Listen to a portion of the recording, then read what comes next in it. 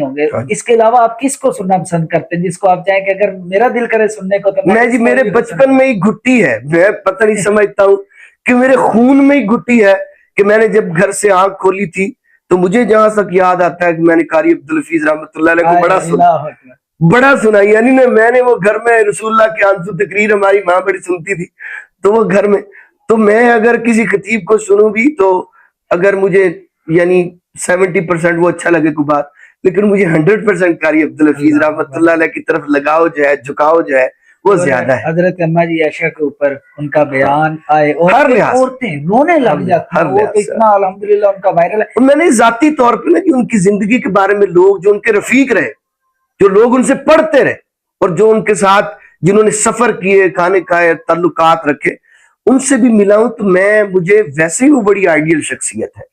یعنی میں نے محسوس کیا لوگوں کی باتوں سے کہ لوگ ان کے بارے میں جیسا بیان کرتے ہیں نا ان کی شخصیت کو، تو بڑے اللہ تعالیٰ کے ولی ہاں جی، بس ہم آئیڈیل ہوتے ہیں، ہماری انسپریشن ہے۔ ہم چھوٹے ہوتے ہیں مدرسے میں پڑھتے تھے، تو جب کبھی کہیں تقریروں میں تو سنتے رہتے، الحمدللہ پاس بیٹھ کے ان کے پاس بیٹھ کے سنتے، اور بہت بار سنا، اور ان کے بالکل یعنی سامنے بیٹھ کے بھی سنا الحمدللہ، اور ان کی زندگی میں تو نہ ہو سکا کہ ان سے شاباش ملتی اور ان سے ملتے، بس وہ دنیا سے چلے گئے، تو اللہ تعالیٰ نے ان کی یادیں تازہ کرنے کے لیے کچھ ہمارے جیسے لوگوں کو پیدا کیا ہے تاکہ لوگ ہمیں دیکھ کے ان کا تذکرہ کرے اور اللہ ان کی بخشش کے ذریعے بنا۔ جب بھی کوئی بندہ بچہ نوجوان عالم دین بن رہا ہوتا ہے تو وہ سوچتا ہے کہ میں نے نا جناب عبدالرحمان حاجی صاحب کی کاپی کرنی ہے، میں نے قاری بنیا بن عابد کی کاپی کرنی ہے، میں نے یاسین بلوچ کی کاپی کرنی ہے۔ تو آپ بتائیں گے جب آپ بن رہے تھے تو تب آپ کیا چاہتے تھے کہ اس کو کاپی کرنا چاہیے، اس کو لوگ زیادہ سنتے ہیں؟ وہ بات میں نے کر دی ہے جی، میں عبدالحفیظ رحمۃ اللہ علیہ خطیب ایشیا، تو وہ مجھے یاد ہے کہ وہ چھوٹی ان کی کیسٹ میں نے سن لیا کرنی، تو وہی میں سمجھتا تھا، کلاس پڑھتے پڑھتے آئیڈیل ان کو مانتے تھے، کلاس میں پڑھتے اب میں آئیڈیل مانتا تھا، علامہ احسان علیہ زہیر کو آئیڈیل مانتا تھا، حبیب الرحمان یزدانی رحمۃ اللہ علیہ کو آئیڈیل مانتا ہوں، میں ابھی بھی مانتا ہوں، ہمارے عبداللہ شیخو پوری رحمۃ اللہ علیہ، محمد حسین شیخو پوری رحمۃ اللہ علیہ، حافظ شریف اللہ آبادی رحمۃ اللہ۔ خطابت میں ایک تدریس کا شعبہ ہے، ایک خطابت کا شعبہ ہے، دو شعبے علیحدہ علیحدہ ہیں، تو وہ علماء تھے الحمدللہ، اور ان کی زبان کی تاثیر اللہ تعالیٰ نے ایسی قبول فرمائی کہ لوگ گاؤں کے گاؤں، علاقوں کے علاقے ان کی جو تقریر سے اہل حدیث ہوئے، تو ہم ان کی خدمات کو جھٹلا نہیں سکتے۔ تو لیکن میں جب مجھے یاد ہے کلاس میں قرآن بیٹھے پڑھتے تو میں کان پہ ہاتھ رکھ کے میں نے وہ قاری عبدالحفیظ صاحب کی آواز میں پڑھا کرنا، تو پھر میں بس مزاج بن گیا اس وقت۔ تو پھر جو ہمارے کلاس فیلوز تھے تو انہوں نے بھی کبھی کبھی تانگ کیا کرنا، اگر تو انہوں نے کہا یار ایک قید سنا دے، ایک قید سنا دے، تو پھر استاد جی نے بھی کبھی کہا کرنا کہ ایک قید سنا دے، تو وہ پھر لوگوں کی محبت کی وجہ سے کچھ رجحان میرا زیادہ ہی اس طرف ہونے لگ گیا۔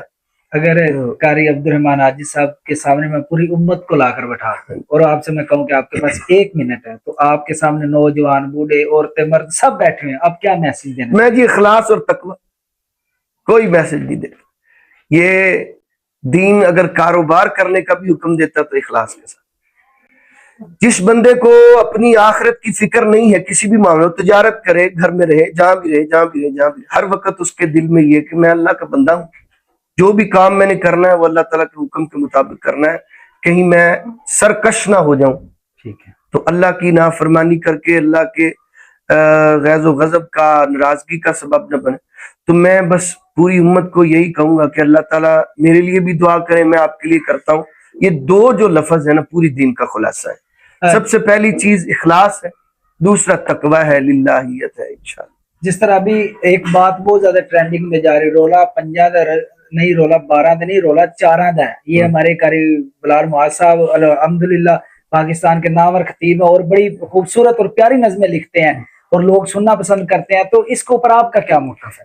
بلال معاذ جی ہمارا شہزادہ ہے، جب ہم پڑھتے تھے اس وقت وہ عروج پہ خطیب تھا، الحمدللہ اب بھی ہے، تو اللہ تعالیٰ نے اسے پوری دنیا میں پذیرائی دی ہے، عزتوں سے نوازا ہے۔ تو میں سمجھتا ہوں کہ ایک میدان تحریر کا ہے، ایک میدان تحقیق کا ہے، ایک میدان تالیف و تصنیف کا ہے، ایک میدان تاریخ کو لکھنے کا ہے، یعنی تاریخ سازی کا ہے، اور جو ہے وہ کافی سارے میدان ہیں۔ تو ایک میدان شاعری کا بھی ہے. بالکل.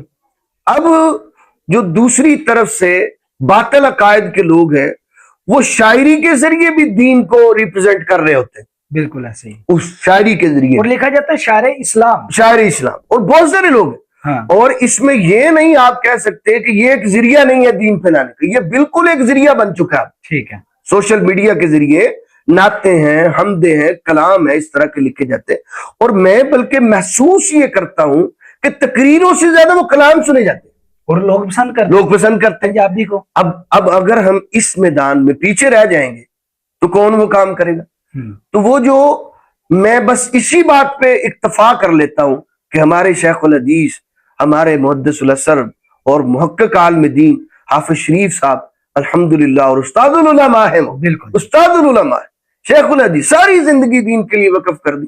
اگر انہوں نے تائید کر دی ہے بلال معاذ اور وہ پیچھے بیٹھے ہیں پیچھے کے ساتھ تائید کر دی ہے کہ یہ جملے ٹھیک ہیں, اور ہونا چاہیے کہ آپ اگر شاعری میں اگر بندہ کلام کر رہا ہے تو اس کو شاعری میں جواب دے. ٹھیک ہے.